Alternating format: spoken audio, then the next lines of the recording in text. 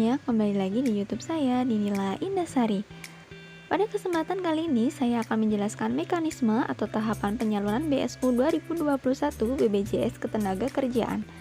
Sebelumnya, jangan lupa untuk subscribe dan nyalakan lonceng notifikasinya agar nantinya kalian selalu update informasi-informasi selanjutnya. Diketahui BSU BPJS Ketenagakerjaan ini merupakan program bantuan sosial dari Kemenaker bagi masyarakat yang terdaftar sebagai penerima BSU tersebut. Tercatat besaran BSU yang diterima bagi para pekerja yang tergolong dalam daftar penerima BSU tersebut sebanyak Rp1.000.000. Jadi bagaimana mekanisme atau tahapan penyaluran BSU BPJS Ketenagakerjaan hingga akhirnya sampai pada penerima BSU? Berikut ini adalah mekanisme atau tahapan penyaluran bantuan subsidi gaji atau upah. Silakan simak informasinya sampai selesai ya. Berikut adalah mekanisme atau tahapannya. Yang pertama adalah tugas dari perusahaan yang bertugas untuk melakukan pengupdatean dan juga pelaporan data calon penerima BSU melalui SIP online yang dilakukan oleh HRD atau bagian lain yang diberikan wewenang oleh perusahaan masing-masing untuk pengurusan BPJS Ketenagakerjaan. Jadi peserta mengumpulkan semua data yang mencakup seperti nomor induk kependudukan, nama lengkap sesuai KTP, kemudian alamat domisili, nomor telepon yang aktif, kemudian email.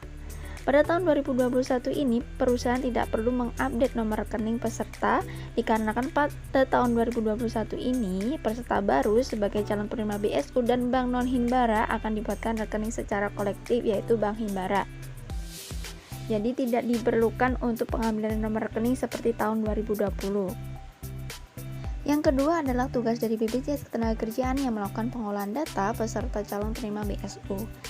Yang ketiga adalah tugas Kemenaker untuk men-screening data peserta calon penerima BSU yang memenuhi syarat lolos atau tidaknya. Kemudian yang keempat adalah proses penyaluran BSU. Yang kelima adalah penerima BSU. Untuk lebih jelasnya, kalian dapat cek mekanisme atau tahapan penyaluran BSU di website bpjsketenagakerjaan.go.id. Setelah muncul tampilan utama, maka klik pada menu cek status calon penerima BSU. Kalian bisa scroll ke bawah untuk mencari tahapan atau mekanisme penyaluran BSU 2021. Akan saya jelaskan untuk tahap-tahapannya. Yang tahapan pertama adalah BB Jam Sostek, di mana ada keterangan verifikasi sesuai dengan kriteria Permenaker RI nomor 16 tahun 2021 yang mencakup antara lain adalah yang pertama adalah warga negara Indonesia, kemudian kategori peserta penerima upah. Kategori penerima upah ini adalah karyawan atau buruh. Kemudian status aktif pada tanggal 30 Juni 2021. Jadi yang dimaksud dengan poin ketiga yaitu status aktif sampai dengan 30 Juni 2021 yang dimaksud adalah seperti halnya, jadi kalian itu harus dipastikan masih aktif kepesertaan sampai tanggal 30 Juni 2021. Jika kalian peserta baru per Juli 2021, maka kemungkinan tidak akan lolos sesuai syarat penerima BSU. Atau bisa juga keterlambatan pembayaran seperti contoh aktif Mei 2021 tetapi tagihan Juni 2021 belum dibayarkan juga berpengaruh. Ini sesuai dengan pengalaman yang terjadi pada perusahaan-perusahaan lain yang mengakibatkan tidak terdaftarnya sebagai penerima peserta BSU. Yang keempat adalah upah paling banyak adalah 3,5 juta yang menggunakan UMP atau UMK sesuai dengan Permenaker 16 tahun 2021. Yang kelima adalah bekerja di wilayah PPKM level 3 dan 4 yang ada di dalam Permenaker 16 tahun 2021. Di sana sudah tercantum wilayah-wilayah yang level 3 dan 4.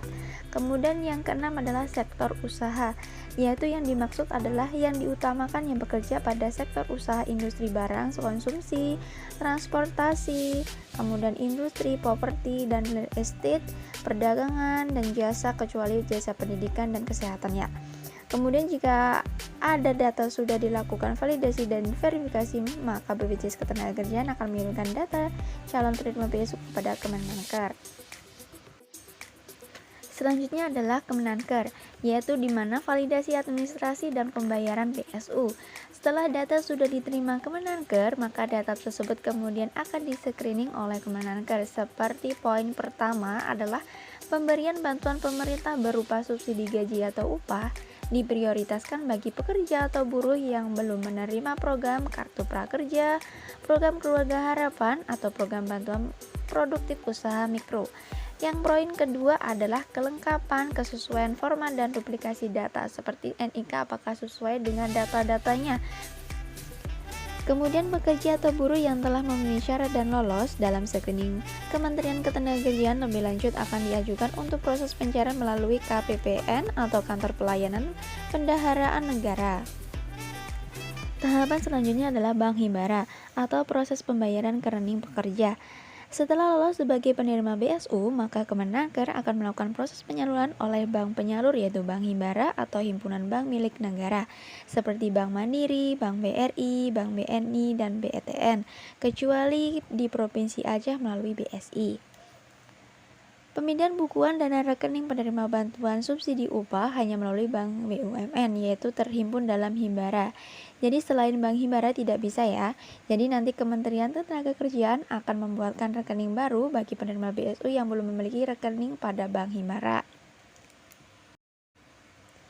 Dan pada tahapan akhir, BSU akan disalurkan langsung ke rekening bank penerima upah tanpa harus dilakukan pemotongan biaya apapun.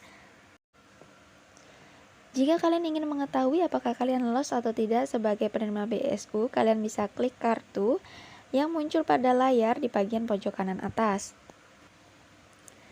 Sekian dulu informasi dari saya. Terima kasih telah menonton video saya sampai selesai.